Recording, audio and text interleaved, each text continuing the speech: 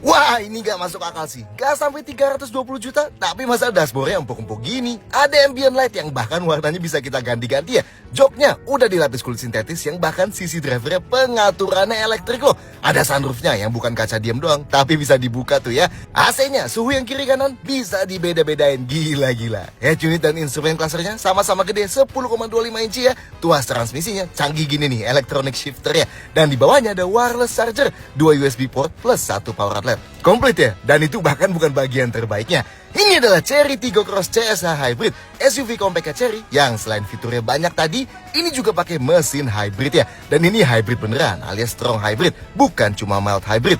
Jadi mobilnya beneran bisa jalan hanya dengan motor listrik dan baterainya aja, meski emang buat beberapa saat aja ya. Tapi tetap sih, ini bakal bikin lebih smooth karena pas baru dinyalain, mesinnya nggak langsung ikut nyala. Terus kalau jalan di kecepatan rendah, seringnya mesinnya mati ya.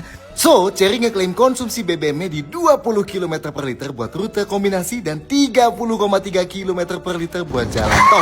Dan yang jelas hybridnya bikin kenceng juga. 0 sampai 100 km per jam diklaim cuma 8 detik aja. Dan sekali isi tangki full bisa nempuh jarak sampai 1000 km loh. Jadi pas nih kalau pengen SUV compact yang irit dan kenceng tapi masih belum siap buat pakai mobil full elektrik ya kan.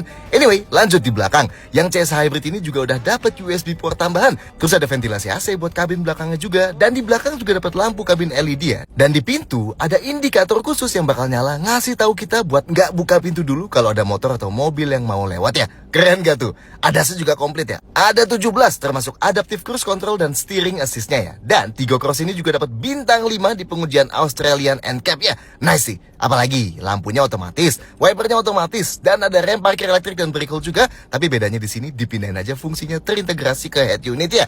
Lampunya juga full LED tuh. Dari lampu depannya yang ada 3 garis kayak cakar harimau, dan lampu belakangnya yang coraknya kayak loreng harimau gini ya. Bagasinya juga gede buat di harga segini. Kalau jok baris kedua dilipat, kapasitasnya sampai 1100 liter.